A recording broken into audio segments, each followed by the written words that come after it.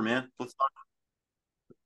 I record so I record put it on Zoom, but also I mean not Zoom, YouTube, but also I use an AI transcriber that will transcribe the conversation Awesome. for the interview. So as somebody who writes all the time, I'm sure you'll probably always have songs percolating. At what point did you decide, I think I want to do this, like a traditional album type, 10 songs, a whole project, because it seems like everybody today is just like releasing a song here, releasing a song there. And oh, Yeah. by the way, we'll just collect them and put a name on it or whatever. But this project has a journey to it. So Yeah. how did that come about? Well, interesting story. And I just posted a video and a blog about this last week. Um, I was uh, I was watching the documentary on the Michael Jackson uh, child abuse allegations case, and this has nothing to do with that case per se, except that one of the alleged abuse survivors was talking about how that childhood trauma had affected his life, and everything he was bringing up, and I was very riveted by that, because everything he was bringing up I realized I was dealing with too, and I couldn't put my finger on it for many years of my life. Why do I do this? Why do I have this problem? Why do I have that problem? Anyway, I started doing some research. I started talking to some people and realized that I had some unresolved childhood issues. And what kept coming back up, it wasn't, I don't think I was abused by, anybody or anything like that. Maybe that I don't know or can't remember. But one of the things that did come up time and time and time again was really my relationship with music. And, you know, the fact that I was a child performer, and it really colored and affected a lot of my life. Um, and as we dug into that, I start asking myself this really fundamental question of, do I actually like to make music? Or was this just something I've been doing since I was 5 and knew how to do, and I got love for it? And as I started digging into it, I came to this conclusion: no, I don't think I do. And then all of a sudden, this is like 2019, and all of a sudden your identity starts kind of coming apart. And while all this was going on, I was having a meeting with a friend of mine who was thinking about signing me to his company as a writer, and I needed to do a new deal, and all of that stuff. And it was a great meeting. He was really wonderful. I think we could have made a deal work. I leave his office and I almost went to throw up in the bushes, because I was like, I don't want to do this song and dance anymore. I was just right in the throes of all that. And Right. so on my drive home, I was like, what was the last thing I did in my life that wasn't music related, that I made money for, that I actually enjoyed doing? And I've been doing this my whole life. So I had to go back to when I was late teens. I delivered pizzas for Domino's, and I loved it. And so from that office to me getting back to my house, I was like, you know what? I'm gonna go deliver pizzas and see if, and just do something else, and start at zero. And I walked in my office and I opened my laptop, applied online, got the job, got the uniform, went to work, delivering pizzas at Domino's. And people, and it's funny because I was at this point, I was in my early 50s, and all the kids there thought I was an undercover boss. Like, nobody, people would Google me and be like, dude, what are you doing here? And it was just this weird journey. Like, I just wanted to go do something else completely foreign to everything I'd been doing my whole life. So I started working, and the first night I was just sobbed the whole night. I was driving. It was like a Saturday night, and I closed the store, and started realizing there was a lot of stuff I needed to grieve that I'd never had time to think about. Now I'm in my car 10 hours a day, me and pizza, and we're driving around, and um, I loved it. I again loved it. I just loved the solitude. I loved, the work. I kept the store really clean. Like I was a really good employee. But one of the things that started happening was I started getting these songs that started showing up, and they would show up almost fully formed. And I would be like, I don't want you. I'm done with you. I'm not going to write you. I'm not going to sing you. I'm not going to play you. Please don't do this to me. And they just kept, it's like song after song. And I kept getting these weird ideas, and it's like, so I started writing them down, and I started messing with them and tinkering with them in the car. And by the end of by the end of 2019, I had like 25 songs. And so 2020 rolls around, and I went to my manager. I said, look, I love working here, but I think I actually have to go back to work. I don't really make enough money here. And I've got I had all these opportunities showing up in 2020, write some stuff for films. My live shows were booked for most of the year. So I decided to go in March of 2020 and start recording the record.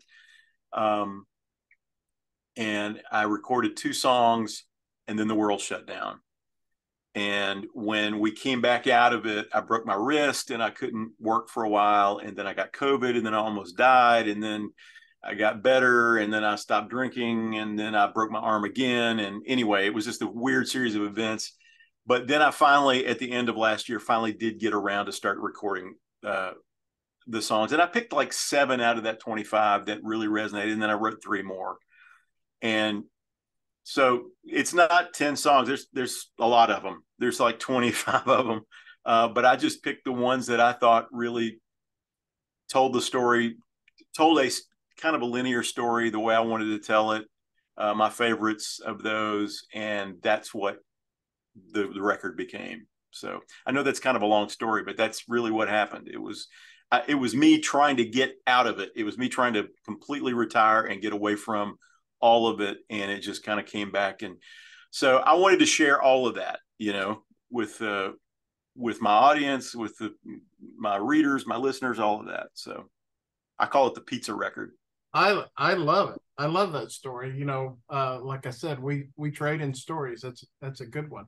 Yeah. So now that you've done it, you're talking about that you didn't want to do the song and dance again. Now that you've done the record, you've come back and done another one. What's different about this time? Is there a different feeling? Does it make you more satisfied, more happy this time with it? Yeah, well, so the first thing is, this is the first record of my adult life that I did completely sober. So it was a big deal for me. The second thing is, it's the first record I've ever done where I played all the instruments, and I just did all of it.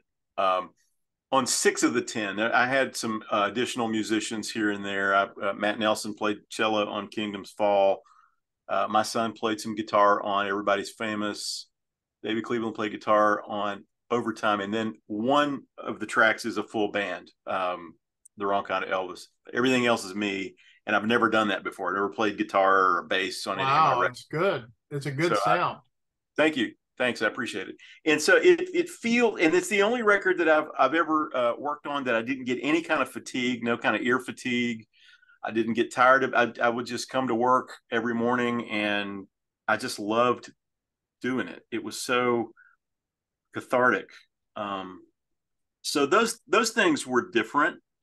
Also, this is probably the first record I've done in a decade where none of this has been in service to kind of my American Idol story and my Angels and Idol story that happened back in 08 and 09. A lot of things have been, the book came out, Angels and Idols came out in 2010. It was optioned to be a film, and a lot of work I've done has been kind of in service to that through the years. And this was sort of the first time I just went, no, I want to make I just want to make a record.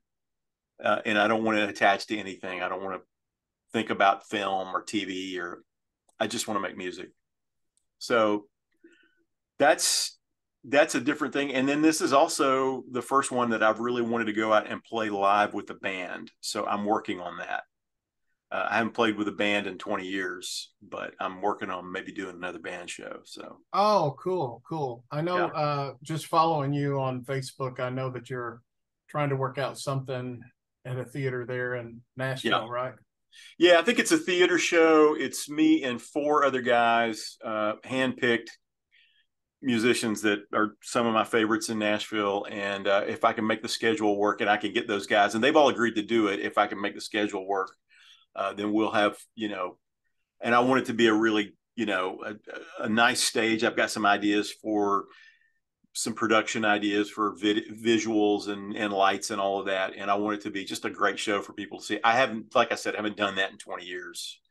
It's just been me and the piano for the last 20 years. And I've been happy doing that.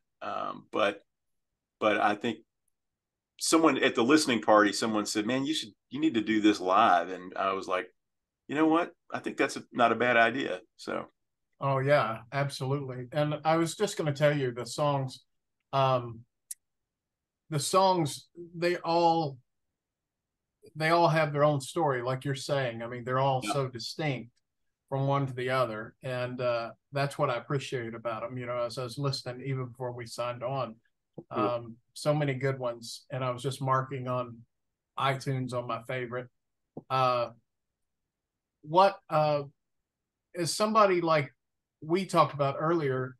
I create content a lot, not there's no monetization to it when you're walking in, right? And I Right. know you do that too because you have a blog, you have a lot of people that read your blog, you have Yeah. a lot of people that follow your music, and so you don't necessarily, as far as what I can see, you don't necessarily walk into something saying, okay, you're not driven by money, but you're driven by the art. Yeah. Would you say that's correct?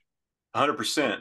Now, it wasn't always the case. And, we do have to make a living, and I do have kids, and I got a house and a wife and all that.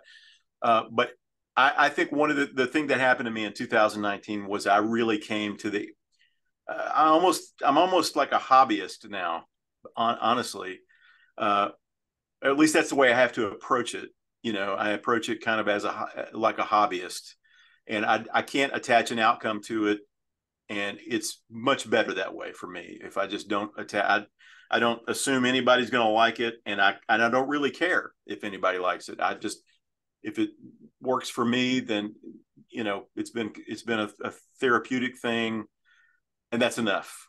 Let's let it be that, and that's enough for me. Right.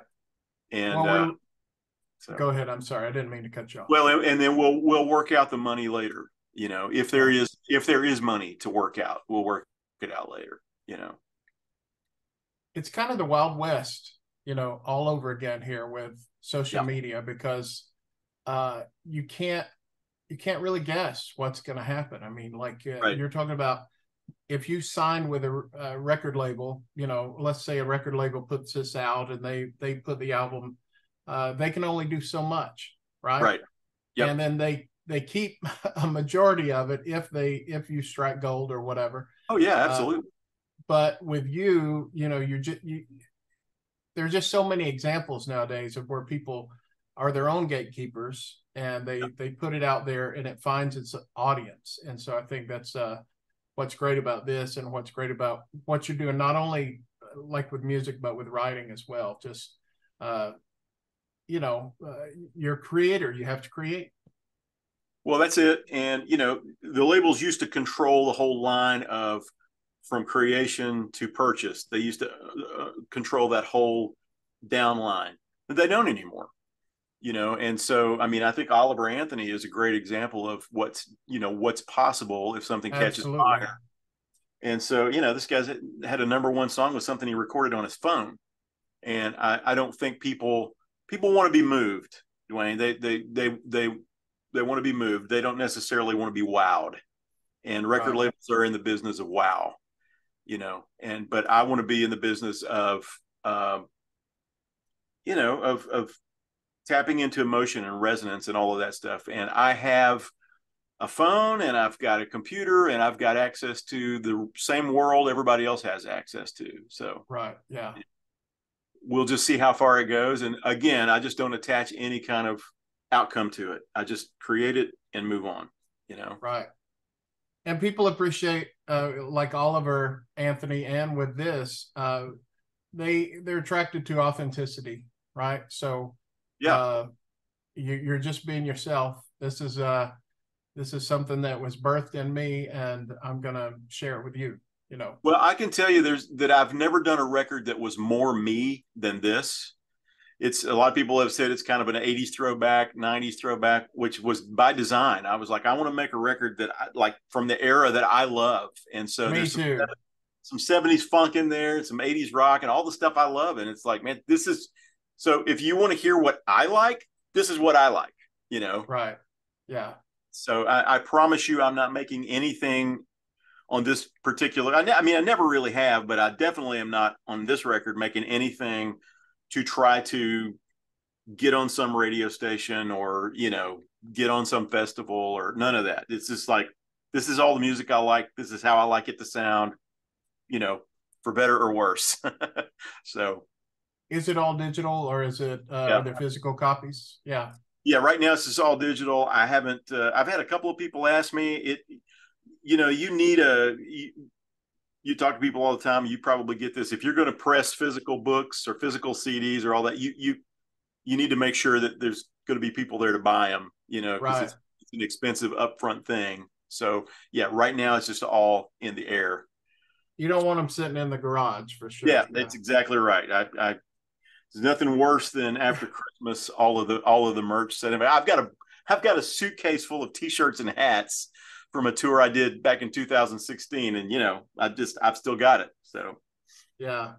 Well, that's I love the new technology. I do kind of miss, going in the record stores and seeing, like, Best Buy used to be the coolest place to go see, rows and rows and rows of CDs and all that, and now right, you can't even find them in there. right. And I don't and know I've where seen I don't know where you buy CDs anymore. I don't even know Walmart maybe. Do they still have them there? they Or? have a little small section, but really they're selling more LPs than anything, Yeah, more right, vinyl, right. because that's just kind of like a collector's thing. That would be the thing I would probably like to do more than press Right. CDs. Maybe do a vinyl thing, you know. And I used to love the fold outs. Oh yeah, me I too. used to love the artwork maybe more than anything else, you know. So Oh yeah, me too. And even the smell, of yeah. the Oh, the 100%. paper that they printed Yeah. on. So I don't want to take up too much of your time, and but I wanted to ask you, what are some of the songs that maybe you wanted to highlight, or some of the songs that people are talking to, kind of resonating with people most, on the record, as you've shared them with people. Well, so far the across the board, everybody's favorite song is Me and This Piano. It's just kind of an autobiographical song, and then everybody loves the title cut, "Kingdoms Fall," which was my son's original melody and song idea, and he played it one night for me, and I was like, "Dude, I love that!" And I sat down at the piano a couple days later and messed with it, and I brought it to him and said, would you be okay if I kind of did my thing to this?" And he gave me his blessing, and so it's the only co-write on the record, and it's co-written with my son. So that is kind of my favorite because of that story. And Absolutely. the subject matter is really kind of about him and his sister and his mother. You know, people that come into your life that destroy it and create it at the same time. Yeah. Yeah. Right. Yeah. We had a great moment at the listening party. He opted not to listen to it until then, and when he heard it, he jumped up and gave me a big hug, and it was like this three hanky moment, and I'll remember that moment the rest of my life. It was a great moment. So really those two, but my favorite is actually Everybody's Famous. Is the first cut. That's a fun one to me, and then some people have mentioned. Uh, some people mentioned Let Them Go, Yeah. which is another one of my favorites too. So, Well, Reggie, it was great to talk to you about this record, and I'm gonna uh, post this on YouTube. Sorry, I don't normally stutter this much. I think I'm It's just okay. starstruck. Of course you are, Dwayne. It's not like we haven't known each other all our lives. I know. I think you were probably, I don't know when you came to the church, but you're probably about 18 or 19 when your first year at TC. Yeah, yeah, that's right. Yeah. 18. Yep. So thanks Well, so much. thank you for having me, man. It's good to talk to you. Good to talk to you too.